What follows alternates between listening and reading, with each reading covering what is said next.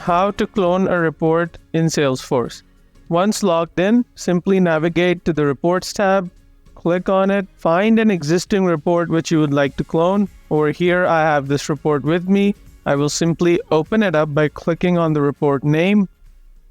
Once the report opens up, I will click on this little drop down next to the Edit button, and I will click on Save As. This will create a copy of this report for me. I will click Save As, and I can simply rename this report. For now, I'm just going to say Copy of Leads All Time, just to clarify that this is a copy. You can write a description if you need to. The unique name will populate automatically.